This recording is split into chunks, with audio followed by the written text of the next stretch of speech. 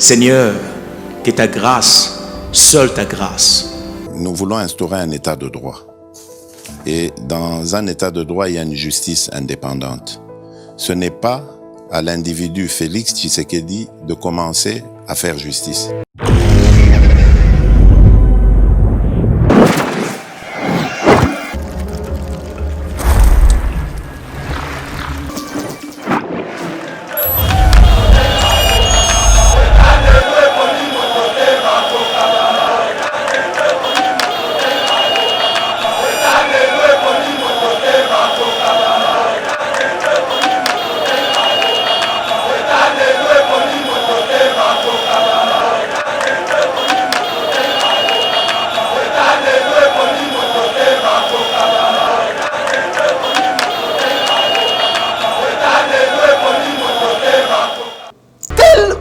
Le nom, il y a maman Denise et Koya Kosala na kati ya likambo oyo. La plus grande question que nous nous posons. Et puis comment noloba, nai, ouais, formi, elle est celle qui se passe la Serge Abi. Nai na noloba ki na nzambe pour que akela yo elongi mabe. Yote. Ata parquet général oyo 4 minutes bakangi. Po soka so bakanga ya 8 minutes. Ata na ndako mise. Ba otambola na avis de recherche accompagné na mandat de perquisition. On permettre aux gens de pénétrer l'intérieur de la force. Au moins, ce que la déclaration, pour t'abîmer à ce papier, à communauté, vous avez vraiment député provincial. Il y a même si vous avez un candidat. Vous savez comment? Bazu et Kabaché, vous avez un Misiko. Pardon, mais ça peut être un papier. Oui, Kassanji a commis se me comporter comme les Kanaba, tu peux perdre parti au pouvoir à chef de l'État. Namukolo va créer Kango, au chef de l'État honoraire Joseph Kabila. Donc, à l'équina, na chadari na impolitesse. Boy, quand ça a été gouverneur na mouvement, un premier dictateur, les Angoï, il n'a pas de leçon à donner aux Congolais. Il n'est même pas modèle. Je vous assure, toi qui voyez Bagaté, ça a un exil à Kinshasa. Nous voulons instaurer un état de droit. Et dans un état de droit, il y a une justice indépendante.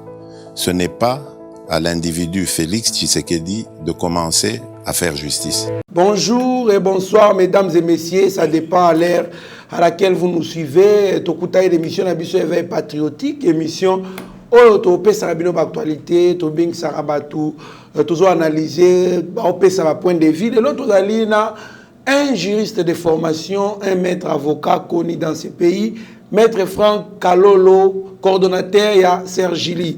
Alors, toko mirako beta, l'isolo la politique, c'est basé plus na ba très haut ezali juridique. To beta ki na ba tumisusu mais il peut appeler sa point de vue na mais à couper sa ndenge mona ba tusute puisque lui il est juriste de formation et avocat. Mwana mboka Fankalolo Mbote.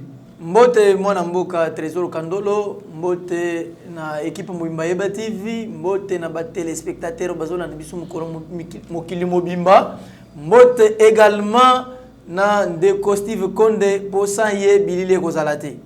Merci mingi mwana mboka Franck Kalolo tokutani tobeta lisolo ya actualité ali ko le kalambo na biso il y a un confrère journaliste Perolo wara wazali convoqué na cour na parquet général près la cour d'appel de Kinshasa Gombe pour un outrage à un membre du gouvernement puis tokobeta lisolo il y a vidéo où tu as les réseaux sociaux tout le monde qui la fille de l'honorable Ngoïka Sanji Ngoka Strading ko finga notre première dame na vidéo wana ko critiquer voire même président ndenge muto gagner élection té muto gagner dans la qui Fayulu et consort et puis to beta pe solo ya audio o etambola na réseaux sociaux ya Lambert Mende na maître Franck Kalolo parce que jusque là dans tobeli yango té na yé comme ça pe ça va point de vue total ba problème juridique des droits ni les ali posés et puis to pe ça ba solution en droit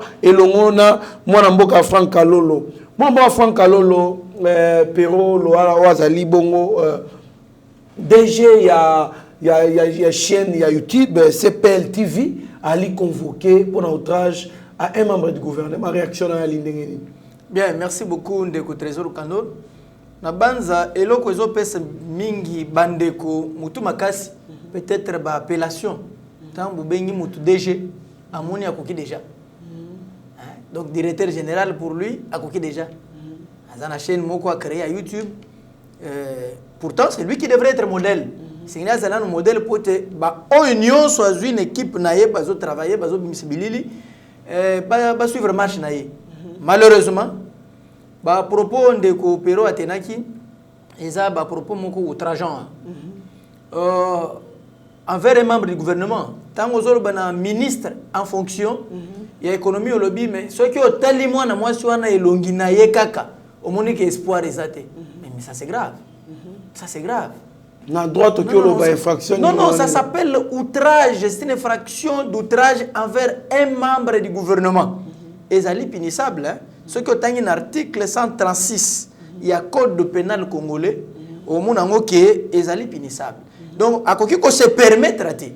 Et ça, membre de l'Assemblée nationale, et ça, membre de la Cour constitutionnelle, et ça, membre du gouvernement. Et tant qu'on a un exercice en fonction, et c'est un peu ça. Mais ceux qui ont bimi parce qu'ils ont une caméra, on a une caméra nabino. Et ça, bon, et ça, pembeba. Ceux qui ont se me comporter, on peut répondre à la dis-moi aujourd'hui, vidéo, ils allaient circuler. Ezali, il a tenu des déclarations outrageantes et il n'a qu'à répondre. Ce n'est pas normal. Ce n'est pas normal. Mais je ne comprends pas. Nekupero n'a pas de leçons à donner à Batou quand même. Rappelez-vous qu'il est en digital. À l'ouïe, on a des conditions digital. En quittant la digital, à l'objet sur ma belle Jeannette. Même Ninga Yeboye, a bandit les sous suite naïe aux alanim. Non, Bapandi Sangoza, Batou, c'est un modèle. Vous avez un modèle, vous avez l'exemplaire. Pour les téléspectateurs, vous avez un bino. À un moment, vous avez un commentaire. Vous avez un bilili, vous avez l'existé. Mais vous avez un commentaire, il y a battu. Vous avez une émission, vous avez animé. Est-ce que vous aurez bino? Il y a eu des observations pour vous permettre d'améliorer? Ou qu'est-ce qu'il faut faire? Parce que vous pouvez que les gens et sengeli oye banano ba éthique professionnelle. Il faut poser la déontologie na bino. T'as vu avocat, tu as la déontologie des avocats. Na koki ko kende li banda ya cadre na bisoté.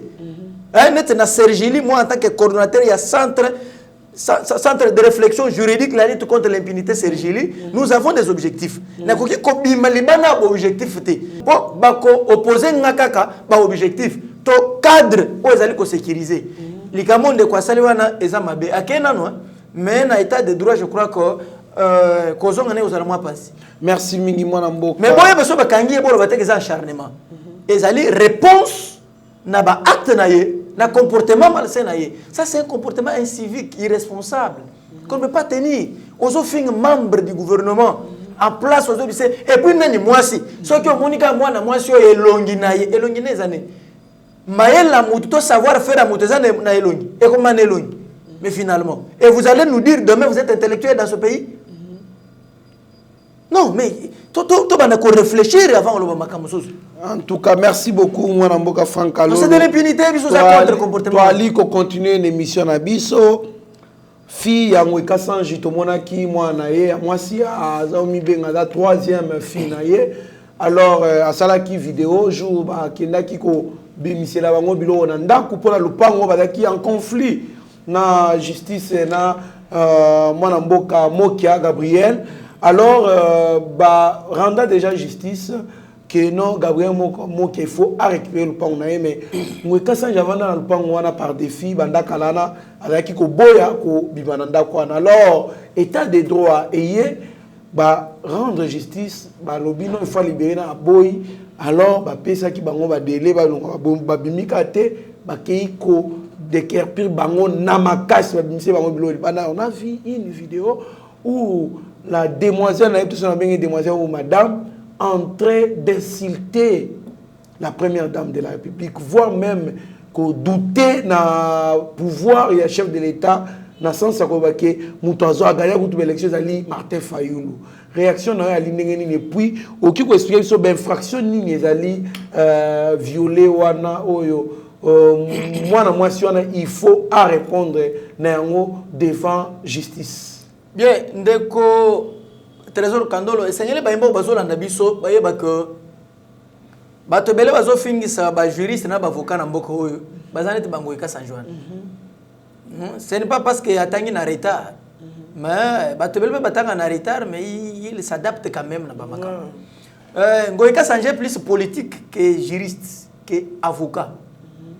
On se comprend. D'ailleurs les bâtonniers doivent se saisir d'office na ba comportement malsain, ba acte moko barbare oyo Ngoïka Sange akoki ko loba po azoloba. Sotel na ba compte Twitter ya Ngoïka Sange. Toujours de l'outrage envers le chef de l'État. Ah, donc, Tokyo a circuit dans c'est Régine je vous dis. Donc, Ngoïka Sange a commis que se me comporter que le Canada peut perdre parti au pouvoir à chef de l'État. Na mukolo ba créer Kango au chef de l'État honoraire Joseph Kabila. Donc, à l'Ekina na Chadari na impolitesse. Ce n'est plus normal. À l'Ekina Henri Mo c'est-à-dire Ngoïka Sange Alekina ba Henri Mo faut tout na lobaka Chadari na impolitesse.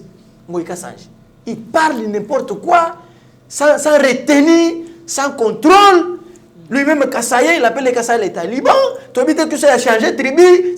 On ne comprend rien le monsieur. A communauté donneur de leçons. Au moins comme on a besoin de problème moko na et ça sous malamté. Hein, il est sous malamté. Ngoïka Sange bozo mono. Ngoïka Sange est un gouverneur na Moujima. Yo kolobani. Un premier dictateur les Ngoïka Sange. Il n'a pas de leçons à donner aux Congolais. Ngoïka Sange. Il n'est pas modèle. Ngoïka Sange. Nengozo moné wana. Ngoïka Sange ya botola diamant ya papa moko boy. Papa na kufa na souci na bana na ye. Diamant ya bato. Richesse ya mboka. Détournement de substances minérales. Parce que la Kabylie va être en place. Nani muto akanga Ngoïka Sange. Retro commission na diamant ba hôtel ba salibo papa na zaina pouvoir nini na Kasai et aujourd'hui moi na ye nango ka sabalo ba ke république le comme une dictature est-ce il s'oublie ou bien azo belo kwazali Ngoïka Sange azo belo koza non c'est pas normal et puis azal na sénat sénateur vraiment hein vraiment place à bato bois sénateur institution et sagesse. Bisiko soki maye la bateau et soki konande ba pesi solution. Mais non, nous sommes dans quelle république? Nous sommes dans quelle république? Ba compte Twitter Ngoïka Sange. Ka koloba mabe ya mokonza mboka, ka koloba mabe bato ya Kasai, tout ça. Donc Ngoïka Sange, yonde sera que Kasai kene mabe e bongate ezobonga. Ezobonga. Yo moso ye exil na kita na muta bengeni yo. Mabe no mokonde bengeni sio. Et puis moi na exil na Ngoïka Sange so na mujimate. Ngoïka Sange zo na mujimate. Ah bon? Je vous dis vrai, Azan exil en Kinshasa. Je vous assure, ceux qui voyaient Bakaté, moi, Azan exil en Kinshasa. Azo avion Azong. Moutouma Benyan était mais ma benaye moko et insécurisé yé. C'est pas normal. Tant que Zamo Konzamoka, Yebaka. Au moins, il m'a chose au bateau Kabilo. Même le gouvernement, il y a Félix Tshisekedi. Tu peux pas jouer les sons. Parce que si Mayabo Bango, ils seront évalués. Mais si on se comporter mal à mouter. Passé qu'on rattraper bango ndenge comme qu'on rattraper bato FCC lelo ndenge zo rattraper bato net bango Ngoïka Sange Ngoïka Sange wana ozomona wana lelo actuel gouverneur oyo Jones Mawesha Ngoïka Sange asali eboy na ba comptoir na diamant ko boto la ye ko kangise osane lelo Mawesha ende muto akomi gouverneur ko mabe Ngoïka Sange a sécuriser ye moko muto wa sele mabe azate akimi aye exil na Kinshasa donc muto ya nyoko la na komi gouverneur mais zo yebisa yo pour comprendre que Kosala bato mabete, kosala bato mabé na vite. Le pouvoir est éphémère, c'est passager. Voilà pourquoi le mandat ils ont toujours. Tu as un pouvoir, mais ils ont limité. Ma personne mandat dirait il y a un pouvoir et donc il faut le comprendre. Que tant qu'on a aux commandes, il y a affaires publiques, il y a choses publiques, et c'est ngeli il va passer un mandat, n'a pas se comporter. Ngoïka Sange se comporter qui m'a bé, tu n'as qu'à s'y mettre. Bisous c'est régit aux fonds pour outrage envers le chef de l'État. Et ça charnement, moi non besoin kangaye. Yo pas besoin kangayo. Ba compte Twitter na yo so ebate importance ya makomi apprend ya koyeba ozo koma pe ozo mettre à la place publique ozo so n'importe qui un sénateur a comme n'importe quoi té ça que information na yo obeti au Twitter boye et puis c'est votre sagesse et puis c'est matière à réflexion et non bilo mo ya pamba communauté so ki nini c'est pas normal omoni erreur yango na zui mwana na ye za troisième fille na ye Christelle wana papa tata nano atosaka bato te tata dernier d'impoli Ngoïka Sange il ne respecte pas les gens il ne reflète pas l'image au moins attends Kabila zaki obeti maboko banomé yoka aux place alors qu'il y a des valeurs dans ces pays capable de défendre tout ça, tu vas monnaie. Tout ça, pouvoir te mettre. Tout ça, la bamamusu na katsa mboko. Et ça, c'est ma réflexion, malamu. Tu vas soutenir. Et bon, quand tu as la commande, la chose faible. Tu vas changer l'éducation de base. Il faut imprimer. Moi, dans le cas, c'est Christelle. Ah, tout ce qui wap. Pas voter cas sur le mouvement. Ce qui n'est ni à commis out. Quand commandant nous a difficile pour naïe. Tellement. Au ce moment, on doit faire un pardon par écrit. Vraiment. Ah, on a les autres dans moto nanga. On a réfléchir trop. Il faut préparer les choses. Il faut savoir quoi dire. Il y a un député. On a un candidat député. On a un candidat député. Mais bakatanga pas nanga pour sa base. Je vais vous parler d'abord parce que mon président na maman Denise wa kuna ce qui na lobby makamona touché aspect député, je vais vous dire une chose. Biso to futi cautionnement na CENI. Vous comprenez? Banrolé battribuer un numéro. Il y a candidat na CENI. Il y a un numéro. Il y a un numéro. Il y a un 101. Il y a un numéro. Mais si vraiment pas ça. Non, j'ai dit non. Non, Azaki numéro. Azaki suppléante. Premier suppléante à Tatanaye. Ah bon? Mais je vous dis vrai. Ce qui va te faire, Azaki premier suppléante à Tatanaye. Ou Azan élite. T'es Eli Wapi. Eli na circonscription. Ah bon, il faut se bafanti. On dit qu'il y a un Congolais. Mais moi, est-ce qu'il y a une loi électorale? Yeah, moi, il y a vraiment à maîtriser la loi électorale. Il y a bien. Dans la minute, toi, siège à Capena honorable. Non, à siège, mais ils sont honorables à ramasser aux yeux, bango tché wana honorable à ramasser boché kawa. Yé na lo nenga zawana a postuler place ni. Nga na postuler na bimisa mango na nga na sel ba fiji nyoso tout ce qui est comme matériel à campagne à combattre campagne. J'ai pris l'avion ici pour rentrer en province chez moi. On nga la keno battre campagne et pas na ngai. Mais yé ngai na ba papa na ndi bango de biso to zaki biso ba candidat. Ya za candidat. Asa candidat était Azaki premier suppléant de Tatanaye na una province osomona motomoko député provincial yo moko ngoka sa député provincial yo moko député national et sénateur et puis il s'est dit que na battre je suis le mieux élu ça vous avoir honte si c'était un examen balinga ba étape no subisa to ngoka sa ngai a passé aye ba bien comment ça na ba congolais je soutiens la réforme il y a loi électorale. On doit revisiter encore la disposition de la loi électorale. Oyo tel que tant aux candidats députés, soit dans la provinciale. Premier suppléant ni moi c'est na yo ni na nité boche moto mususu. Même deuxième suppléant na yo azar moto mususu. On peut postuler les sociétés dans la députation nationale aux candidats, moi encore dans la sénatoriale. On ça dans côté. Ça je soutiens la député provincial. Mais c'est tout à fait normal. On tikali wana. Ils attendent qu'on soit moi na ocha moi si na yo ne ba boucha bache ba si bango ba na bango ba ba. Comme moi ya ba tumoro boye to ni. O moni ba Molière o ba nani o Molière bache moi si na ba na tout ça. Non, c'est ce qu'il faut abroger. La réforme tozoluka. Parmi les dispositions biso c'est régili to banana. Nous avons la proposition de loi. Rien que sur certaines dispositions, les articles, il y a loi électorale. Donc, tu as pour que toi, tu as dans le Parlement. Bah, débattre. Ceux qui ont la République, les Congolais, ils vont revoir. Moi, je suis insolente de naissance. Elle est impolie. Elle n'a pas d'éducation. Vraiment. Elle a une base maternelle. Elle a Yo, première dame. Quand on a tenu propos, il y a sens que est-ce que Yonde vraiment Namutuna Senga Kaba Kelo na landi vidéo de Cotrezor Kandolo na Yoki Malili. Et c'est une baïmo qui est dans le locomoko. Déguerpissement, ils allaient procédure légal. O tango mutoke na justice bo sambi. O ya longi, o bazongi seli eloko na ye. Nesikoyo avant akota na possession eloko na ye esengele ba misabatuno so bazawana. Muto alongi akoya abi misebino te. Ba juge ka justice wana décision judiciaire ne koti na baye. Les policiers ba ekwana ba huissier wana ya tribunal, ils ne sont venus que pour mission moko. Mais exécuter décision judiciaire. Jugement wana ba bimisa. Alors, elle ne peut même pas s'apprendre. Moi encore na ba policier ou na maman Denise. Oh, parce que ndaku ezali ya moka. Ozona nanga bien. Pour la même chose que na tata na yena bango bazana bato ba dérapage. Tata est réellement il est avocat, bien formé comme on l'a dit, il est avocat. Mais il connaît les voies de recours. Ah, il va voie de recours. Il pouvait s'attaquer à la voie de recours. Ah, faites ça, OK. Azu est retenu. Abengi bana na liboza de toke ne mupanzi. Mbala moko. Attaquer jugement. Il y a les voies de recours reconnues, légales. C'est ce qui leur échappe. Bon, mon à quoi on est bien formé? En quoi on est bien formé? Si quelqu'un peut batailler, dans l'auditoire, parce qu'il pouvait de l'argent, c'est la vie, ça va ni bout. Mais nous qui étions là du matin au soir, sans moyen, pour évoluer. Allez-y comprendre que formation, aux gens mesure à Hollande la Nyos. Parce que aux gens intérêt, aux gens bon hein? Pour sommes à point. Ça, ils doivent comprendre. Ngoïka Sanji et sa famille, et Seigneur Babako, malgré la décision que de guérir Bango, le voix, Moussous, de recours et Zali, et Seigneur va former Yango. Pour balander l'ango. Moi, je suis azan impoli. Moi, je suis bimana tatane. Moi, je suis bimana tatanaye. Ngoïka Sanji, bimana moi. Bah, comme il y a un problème.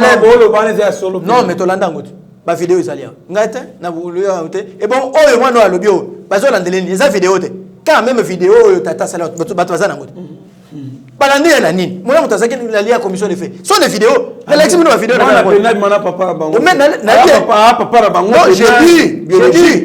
Non, mais papa, vous savez, tant que vous avez boké na makamu mabe, bon, mabe, mutuwa basala mabe, basana sonité. Mabe, ça malamu pour et ici, qu'est-ce que le nom de Maman Denise et Koyeko Sala na kati ya likambo oyo? La plus grande question que nous nous posons. Et puis, comment on l'a dit? Ouais, formi, elle est celle qui passe na Serge Abi. Naïne loloba ki na nzambe pour que akela yo elongi mabe. Yo Denise yo. Nzambe akela ba créature na ye oyo malamu oyo. Et puis d'abord, beauté ya moto ezali relative. La beauté est relative. Et qu'est-ce qui prouve qu'il y a l'équipe? D'abord, non. Maman Denise na beauté. À l'équipe, Maman Denise na impolitesse, na kobimana tata na ye, na kosala mabe. Oh, Maman Denise a koyi kosala te. Moi encore, ba na Maman Denise. Ba kosala lo kwana te.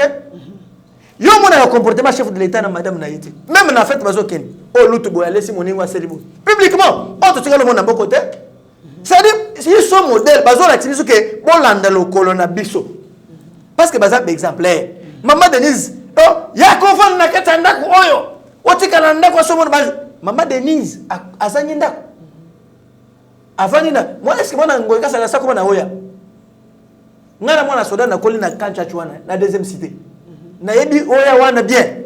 Oya wana somo na yebi yango kancha somo bimwana lupango nyoso Maman Denise bazo fanda na chef de l'État ngana yebi yango très bien. Nyoso na yebi na kati nango na banozo tina traitement na hôpital oya. Ngana koli na kanchaji. Ngana za mwana soda. Alors il y a des histoires et comportements bobi misaka ngote soki ndenge ni na miso abatu. O ngaipe na solo la kana na maman Olive. Un manque de respect envers ma première dame ya mboka na biso o baza modèle. Yo so mona ndekonani ya maman Olive. Abima alobe di n'importe quoi. Nandenge ba sel 18 ans na bango ba kei ba vandi na kimia. O mona ki atande koné mo alibi. Yo kutu mutu mo bo bimi soki wapi boye, o parachute o bimi boye, o bandi ko finga batu na kati ya mboka oyo. Sans pour autant ko oyebe ko o commettre 3 infractions. O commettre injure publique. O commettre imputation dommageable. O yeli susu o commettre incitation à la haine tribale.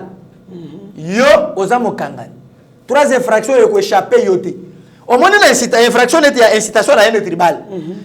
Et c'est un mot que je et c'est l'infraction moko oyo mutu nyoso tu oyo kitaka bisiko mutu azolo mabe ya auto mufu bazo ba école mabe bisito tsa bango aza obligé à dénoncer.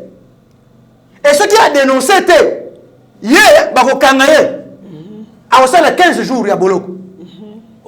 Donc ce n'est pas Maman Denise oyo yake ofunda pas Maman Denise ana kwa na été akitenara na yewana akenofune mwana ngoika sanjo. Et puis mwana wana azamwana mo azam audit à laquelle mama be po azam banda mama na ye be bazo vanda na ndako moko na biso balu bezalati Vraiment. Na biso balu bezalati Mwana mboka azamwana moko peut-être mabe wa sakina na papa na ye makambo zo kitse bango yango bila kele mabe nde yango zo bako bando benga na bango kana bandako no suma makambo zo salwana bako bando benga na bango na bandako ka bongo ti mukolo mwana ya ko changer et puis alobi boye alobi to nazo kene ba mo no se banalise en tant que professionnel na vidéo na alobi boye ngai pe lo boso ki ngai na sala kana la na mo bale tere bi na boto bana mi bale ozo lo lobi Azana bana mibale, mais avant n'a pas na bango. Bana wana baza bana nani? Tu as des enfants. À qui appartiennent ces deux enfants? Mais au balate. Mais yo, c'est la première dame, on est le biwana na mboko au balate. Na bana mibale sa tata. Il faut te identifier dans l'origine na bana wana. Tata na bango zana. Pe aux enfants de kana ndako na biluti le député provincial. Aux hommes de que beaucoup de problèmes moko boye. Na bien ceux qui bon bâti ni bina bâti na ne mwana sebi. Député provincial. Normalement il fallait qu'il ose à la chez yo. Non, il faut pas psychologue bala. Député provincial aux gens mort ofte attendre quand même. Et ça c'est normalité. Et ça c'est normalité. Et ça c'est normalité. Moi mboka Franck Kalolo. C'est normalité. Quelque part à Oloba, ngana koli na ba soldat, na ba policier. Na vandi na minduki nalala kana minduki. Voilà détention qui kobanga minduki. Détention il azana bana mibale mais avant n'a pas na bango. Bana wana baza bana nani? Tu as des enfants. À qui appartiennent ces deux enfants? Mais au balate. Mais yo, c'est la première dame on est le biwana na mboko au balate. Na bana mibale sa tata. Il faut te identifier dans l'origine na bana wana. Tata na bango zana. Trop dangereux pour soi moni peut perdre ba ces termes koloyo. Ba comment utiliser ngo ekasage? Parce que pour combattre le pouvoir à Mokonzambo, moi, c'est dangereux. Yo, na bana na yo, auditorat, il faut être là, ma déclaration, moi, na yo. L'objet, c'est aussi que plainte qu'on a auditorat pour la détention illégale. Yama Moutalobia. Attends, parquet général, oh, il y a 4 minutes, bakangi. Pour ceux qui sont bakanga, il y a 8 minutes. Attends, on a monsieur. Bah, autant qu'on a avis de recherche, accompagné d'un mandat de perquisition. Oh, permettre aux gens de pénétrer l'intérieur d'un ministère de la force. Au moins, ce que yo, la déclaration na yo. Moutou abimé à ce papier. À combien de temps? Yo, vous avez vraiment député provincial. Il y a même si yo, à la candidate té. Vous comprenez? Bazu et Kabaché wana, Moutaka le bimisiko. Pardon, mais ça, on a papier. Jamais impossible. Oh! Les pardons, en réalité, les fils, même 2 mots. Même 2 mots seulement suffit. Maman, mais il faut pas pardon, 2 mots seulement suffit. Là, on a dit à Tana Yengo, na Top Congo. Arrogant! Ah bon? Moi, que ça, j'ai arrogant na Top Congo, na Nier, na Tongo. Alors, bino, au moins, madame, non seulement à Saliwana, on est alors que moi, c'est Nanga, mi bala Sali, moi, comme moi, Nanga Saliwana, ils dit peut-être na effet psychologique, à ça qui touché, na comme on a que Bengani Bissou, na comme Missi sous place wana. Mais je ne peux pas encourager ma mossadi, mais bon comprendre. Qui va comprendre les mal? Vraiment. Qui va comprendre? On écoute, moi, je croyais peut-être que par élégance, comportement ou propos à moi, Nangaï, mais tout en présentant les excuses au nom de ma famille. Là, vous pouvez comprendre. Chance est ratée. Bango. Naye na mwana naye et bimika aboui. Non. Boza na leso quoi prendre na ba congolais té. Bako kanga mwana na yo tozo fundo pe pona outrage en fait le chef de l'état. O le kisi trop. Tu te re cause à la wana té tu t'as capora mukonza ma sa noter après tout. Sko yo ozaki chef na mbujima ikun. Ozaki chef na mbujima. Yo ozaki président de la République na mbujima. O bando linga batoro belo mabe. Ne sikoya baningo fina bango batala yo na misu. Okoyoka. Moi, je Franck Kalolo, chité déjà, mais il y a quelque part Madame Christelle à lobby, bon, papa a besoin de il paraît que Mwekasanji a tongi ndaku na lupangwana, il a amélioré, il a beaucoup fait des dépenses. Alors, Tolini Toye bana droit, lupang ya bongo, ne basaki wa dépenses. Bako zongi c'est là hier parce qu'il y a un principe qui dit celui qui paye mal paye double fois.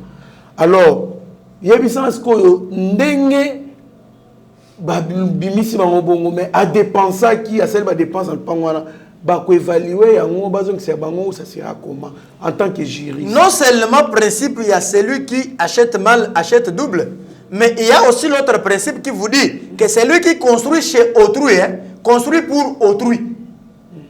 Vous comprenez? Nani mutatina qui a kiloto. À cause de l'autre côté, nous sommes tous à tongeli moki. Ah bon? Je vous dis frère. À tongeli moki. D'ailleurs, moi qui a Clément, moi qui a confondu pour un dommage intérêt. Il y a des nuances où il y a vendu na katanda kunaï. Il y a le pan kunaï. C'est un manque à gagner pour moki. Un manque à gagner pour moki.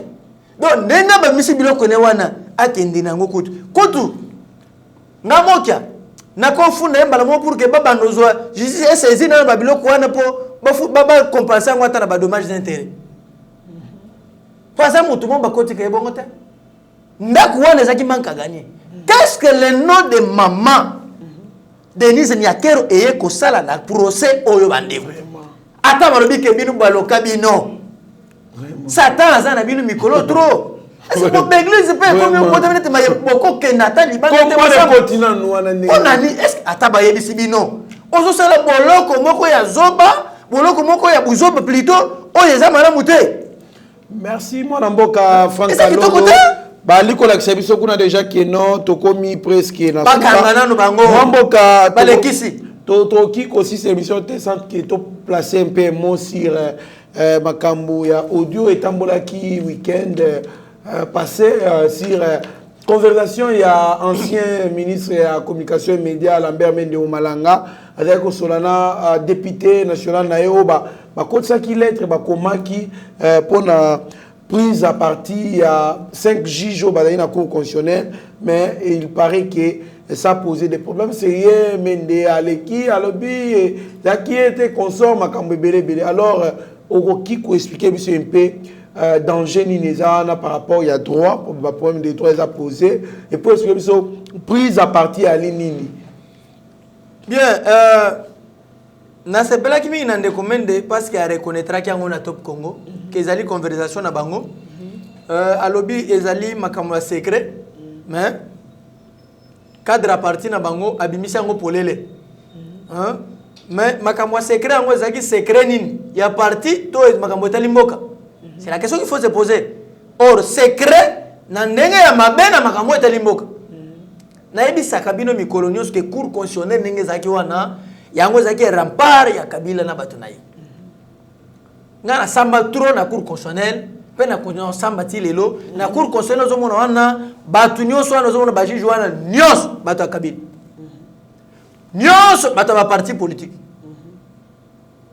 netu ubulu na ba kilombo wana bato FCCT me PPRD bato no sumi bale wana très et trop dangereux omoni bato akabili bazo comprendre le komote que pouvoir est ce qui tu sais que dit aligné à rendre justice comme indépendante oyo makambo ni parti politique ni bakoro FCC catch et contre kunate mais bango bazo comprendre angote parce que ba mesana ki il faut ezala commande yango no zomu alors pour eux ba s'infiltrer kaka ba continuer kozala ozomona malgré nata ba animateur musu ya ba membre musu ya cour constitutionnelle o ba kota wana ba takabe be filtrer lisusu be féodé yango pour que ba élection ekoya bango be ba bima parce que bato ba décider bango parce que bato ba mesana muyibi